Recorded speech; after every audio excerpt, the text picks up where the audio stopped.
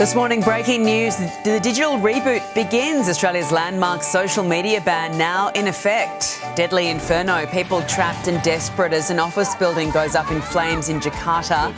Damage control, the communications minister refers herself to the independent watchdog over dubious spending. And Gaga fans caught in monstrous queues in Brisbane. Live across Australia, this is Sunrise Early News. Good morning. First to some breaking news. Australian children are waking up without access to social media for the first time as the government's world-leading ban takes effect. Kids under the age of 16 have been shut out of multiple sites, including Facebook, Instagram and Snapchat, as part of Anthony Albanese's plan to combat online bullying and also the negative consequences of big tech on our young people. The algorithms, endless speeds and the pressure that can come with that. That's why we've taken this step to support you. The ban began at midnight. Some more breaking news. At least 22 people have been killed after fire broke out at an office building in the Indonesian capital, Jakarta. A battery exploded on the first floor and flames spread upwards through the 7-storey site before people had a chance to evacuate. Among those who perished, a pregnant woman. Other trapped employees were rescued with the help of aerial ladders. The communications minister has gone into damage control over the expenses scandal, referring thousands of dollars worth of taxpayer-funded flights she took with her husband and children to Parliament's expenses watchdog. Annika Wells is adamant she followed the rules. 3 Green senators are also under fire for using entitlements to fly family members to a pro-Palestinian protest and music festivals. Even the Prime Minister has raised eyebrows, flying himself and his wife Jodie to AFL Grand Finals in the Australian Open on taxpayer money. Australia's road to net zero just got more expensive. The energy market operator now puts the cost of shifting the nation's power system to wind and solar at $128 billion, $3 billion more than was forecast than 18 months ago. The draft plan suggests more large-scale renewable projects are needed to make the transition work. 2 alleged firebugs have been arrested over a grass fire that came dangerously close to homes in Sydney's northwest. The boys, aged 12 and 13, are accused of lighting the blaze at Kellyville. One resident leapt into action to rescue a neighbour's dogs from a house right in the firing line. Elsewhere, people have been ordered to leave their homes as a bushfire rages near Lithgow in the New South Wales Central Coast in the Kapiti Valley. And in Tasmania, it's feared homes could be destroyed by a blaze burning near St Helens. A teenage boy who was stabbed to death in Sydney's northwest will be farewelled by friends and family this afternoon. 17-year-old sports fan Lucas Corneau was murdered allegedly by a group of youths last month at Rouse Hill. Police have charged 3 people now over the attack, one just yesterday. A funeral is being held for Lucas in Kellyville Ridge at midday. A former nurse who fled overseas for 4 years has been sentenced to life in prison for the murder of Toya Cordingley on a beach in far north Queensland. A jury found Rajwinder Singh guilty of murdering the 24-year-old on Monday in a crime the judge described as opportunistic. He won't be eligible for parole until 2050. Donald Trump has blasted European leaders over their handling of the conflict between Ukraine and Russia. Live to Annie Puller in London. Annie, he's called them weak. Yeah, Eddie, this was Donald Trump going gloves off in a wide-ranging interview taking aim at Ukraine's president, Europe's leaders and migration, and his message could not have been clearer. Trump openly criticised President Volodymyr Zelensky, accusing him of letting the war drag on and urging Ukraine to play ball, even if that means giving up territory to Russia. He also gave a very blunt assessment of the state of the battlefield, saying Moscow has what he calls the upper hand. And this attack certainly didn't end with Ukraine. Trump then turned his fire on Europe, calling its leaders weak, accusing them of talking without delivering and saying its countries are decaying. Take a listen. They're not doing a good job. Europe is not doing a good job in many ways. They're not doing a good job. They talk, but they don't produce. And the war just keeps going on and on. Now, Trump warned those divisions could cause fractures for alliances with Washington, raising fresh questions over how far the US is prepared to go in backing an end to this war. President Volodymyr Zelensky has hit back on social media. I'll read you a part of that tweet saying Ukraine and Europe's input into the latest peace draft is now more developed and ready to be taken back to Washington. Eddie, a war of words now seemingly being used as a negotiating tactic. All right, thank you, Annie. No early Christmas for Australian families this year. As expected, the Reserve Bank left the cash rate on hold at its final meeting for 2025. We didn't consider the case for a rate cut at all. If we don't get inflation back down to the target, we will have to raise interest rates quite a lot more, and we will have to hurt the economy more. Some experts predict one more bad inflation figure could lead to a rate rise as early as February. There are calls for an e-bike crackdown in Melbourne following the death of a teenage boy. 14-year-old Riley Zeibel was riding a high-powered electric motorbike when he was hit by a four-wheel drive at Diamond Creek. His family member and his girlfriend distraught. We got to hug goodbye, and that was the last time I'd ever seen him, I guess, ever. Other e-bike riders were hooning past the scene as loved ones laid flowers and mourned his loss. Thousands of fans missed the opening of Lady Gaga's Mayhem Ball concert in Brisbane last night. Technical issues saw concert-goers stuck in huge queues outside Suncorp.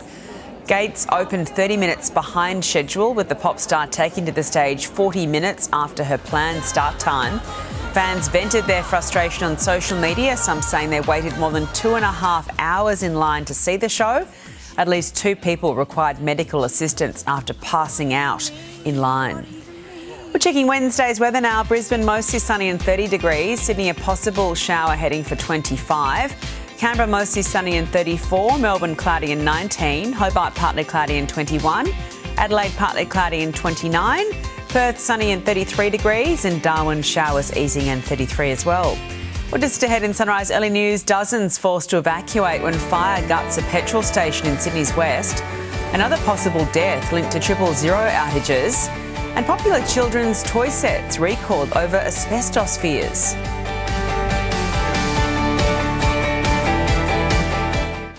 How would I describe 2025 in one word? A TV event. Could this have been me? 1 year in the making. That's what I could never get my head around. The 7 new stars. Accused CEO killer Luigi Mangione has fronted court fighting to have key evidence from his murder trial thrown out. Live to US correspondent Rob Scott. Rob, this could be a huge blow to the prosecution. What's happening?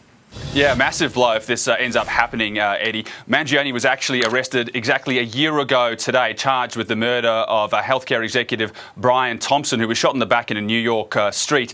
We are now into the 5th day of this pre-trial hearing, where his team are arguing that some evidence was obtained illegally by police and should be tossed out of his upcoming trial, including a gun which matches the murder weapon and a red notebook. They say that police didn't have a search warrant when they went through his backpack and found those items. We are also now learning for the first time what else was in that bag when police searched it. That includes some ammunition found wrapped in a wet pair of underwear, a note that read pluck eyebrows, as well as a hand-drawn map of Pittsburgh, which included some possible escape routes. Now, we know that Mangione has pleaded not guilty to the murder charges. Obviously, what happens at this hearing will be instrumental in exactly what the jury will be able to see and hear when the case finally goes to court. Eddie. Thank you, Rob. Dozens of residents had to evacuate and customers ran for their lives when fire engulfed a petrol station in Sydney's west. 13 trucks and more than 50 firefighters fought the blaze at the Metro service station in Fairfield. It was enormous. Investigators are probing claims a customer forgot to turn off the ignition while refuelling, causing flames to spread to the Bowser and nearby gas bottles. No injuries were reported, but the servo, a workshop and several cars were destroyed. 4 students at Sydney's prestigious Scots College have been dealt with under the Young Offenders Act over a hazing attack on a schoolmate. The 17-year-old boy was subjected to a humiliating ritual where he was verbally and physically abused as beer was poured over him. Police are yet to speak to a number of students present during that attack. A man has been arrested after allegedly making threats against AFL player Isaac Rankin. Police say the 31-year-old man from Adelaide sent 5 threatening messages to the Crows star on social media on September 8. They came just days after the Crows lost to Collingwood and Rankin was suspended for using a homophobic slur. He'll face court early next year. A former Bankstown nurse who went viral in an online video will fight charges she threatened Israeli patients. Sarah Abu Lebda was clear with her intentions inside court. It was what she did outside that then caused confusion. She was shaking so much, Sarah Abu Lebda held hands with her lawyer when she arrived this morning. Or did she? Supporters wearing the exact same outfits and arriving at the exact same time caused confusion outside as well as inside. But the 27-year-old did step forward to answer to charges relating to this video. Let's say an Israeli, God forbid. I won't treat them, I'll kill them. You'll kill them? Abu Lebda and Ahmed Nadir lost their jobs as nurses at Bankstown Hospital after an online chat with an Israeli influencer went viral. You have no idea how many Israeli Khara dog came to this hospital and... Nadir wasn't in court today, but Abu Lebda pleaded not guilty to threatening violence to a group and using a carriage service to menace, harass or offend. I have a question though. All right. You still maintain your innocence? Sarah Abu Lebda will return to court in February, so a trial date can be set. As for Ahmed Nadir, he's in negotiations. If they fall over, he too will stand before a jury. Are you worried about what will happen at trial? Abu Lebda will no doubt continue to have the support of family and friends regardless of the result. Leonie Ryan, 7 News. Former Labor power broker Graham Richardson has been honoured at a state funeral in Sydney. Prime Minister Anthony Albanese led tributes to Richardson, saying he was bigger than a Labor legend. He was nearly as much a Sydney landmark as the Harbour Bridge, yet one whose effect spanned the continent. Graham was the ultimate happy warrior of our public life. A rough diamond to be sure, but a gem. Richo passed away at the age of 76 last month after battling a number of health issues. A fatal flaw in older Samsung phones failing to connect to 000 may have resulted in a second death. The person from Wentworth Falls couldn't connect to 4G and it has triggered an investigation.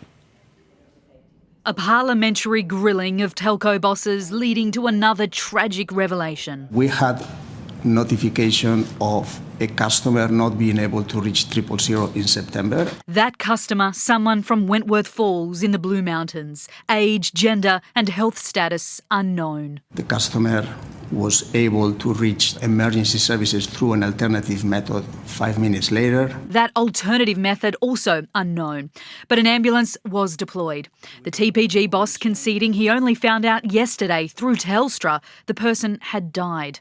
A spokesperson for New South Wales Ambulance says they referred the incident to authorities on September 24. Our calls to the Minister's office today going unanswered. The 000 network is in crisis and the Minister for Communications is nowhere to be seen. This is the second death related to an old Samsung phone that still uses 3G to make emergency calls, even if it appears 4G capable. 90,000 handsets may not be able to connect to 000. This is an emergency. The ACCC says the phones can't be recalled because the devices themselves are not classified as faulty. Authorities warn if urgent action is not taken, more lives will be lost. Jennifer Beshwati, 7 News. 3 children's toy sets have been pulled from shelves over asbestos concerns. Kmart has recalled these Bluey, Paw Patrol and Frozen 2 themed sensory activity sets. The products made by HL Toys International include sealed tubs of that coloured sand that may contain the toxic material. Customers are being urged to stop using them and return them immediately. Also to come on Sunrise Early News, a woman narrowly escapes injury in a runaway trolley rampage, and a missing cat reunites with his family just in time for Christmas.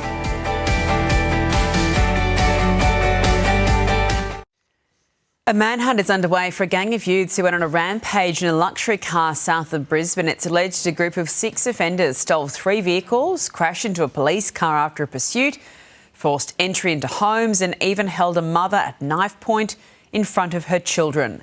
Police are warning the public that the group is reckless, armed and dangerous. A Russian woman has escaped serious injury after being mowed down by runaway shopping trolleys. Security video shows the woman being knocked off her feet when a cleaner lost control of the trolleys at the top of a shopping centre escalator. While the first one zoomed past, the next sent her flying before smashing into glass doors. Incredibly, the woman escaped with only bruises and scrapes. What a hurt, though. Russian trolleys aren't fitted with those special locking wheels that prevent accidents like this. A Melbourne family is celebrating the surprise return of their long-lost cat Jinx, who vanished 4 years ago. The elated owners reunited with their missing Moggy 2,000 kilometres from where he was last seen. Safely home after 4 years lost, in time for Christmas. It totally blew us away. We were totally dumbfounded by it all. 3-year-old Jinx vanished from his Beveridge home in 2022.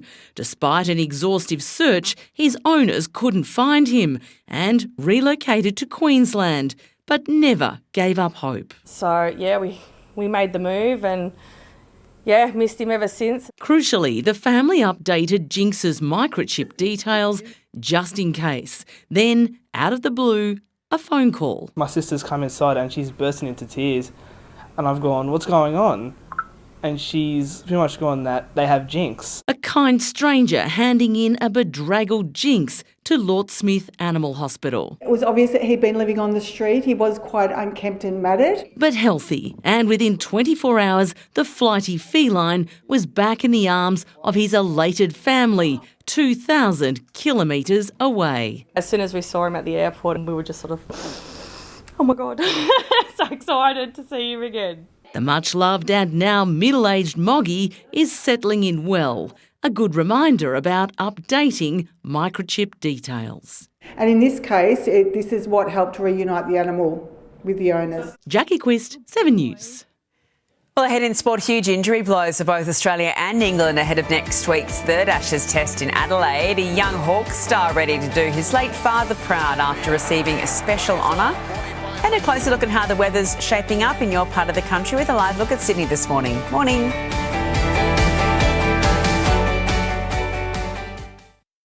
Checking sport now, Josh. Hazelwood's desperate bid to play some part in the Ashes is over, already battling a hamstring strain. Hazelwood's Achilles flared up last week. The 34-year-old will now focus on returning to full fitness in time for the T20 World Cup coming up in February. Yeah, it's frustrating and it's just that timing again, isn't it? This time of year you want to be playing cricket in Australia and unfortunately not this year. So.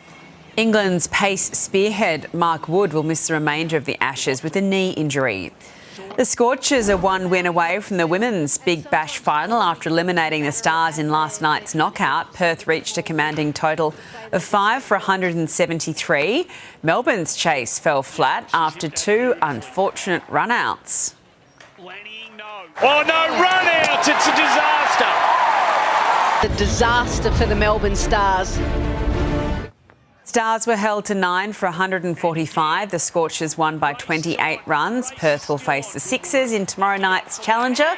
The winner advances to the final. Carl Shadir will wear the number 13 next season for Hawthorn, the same jumper made famous by his late father and Norm Smith medalist Paul Deere. The 20-year-old is preparing to do his dad proud. It's just sort of another way to connect to Dad, which is something really nice. I mean, it's all these little things that I pick up along the way and I learn as I get older, which just make me feel closer to him. Paul Deere passed away in 2022 after a battle with pancreatic cancer. Hey, check out this legendary Travis Pastrana tearing it up in his tour across Australia in a Subaru Brattaroo.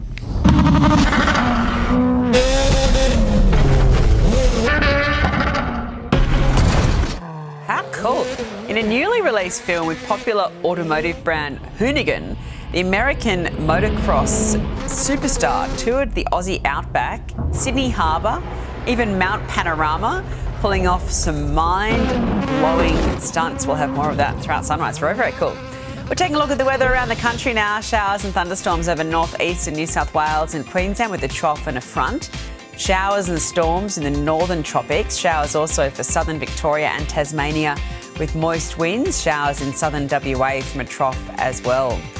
Looking around the capitals now, let's go around the country. Cairns 32, Brisbane 30, the Gold Coast 29 degrees, Sydney 25, possible shower, Canberra mostly sunny and 34, Melbourne cloudy 19, Hobart cloudy 21, Adelaide also cloudy 29, Perth sunny and 33, Darwin showers easing and 33, let's throw in Broome 35, Alice Springs 41, and that's Sunrise Early News. I'm Edwina Bartholomew now.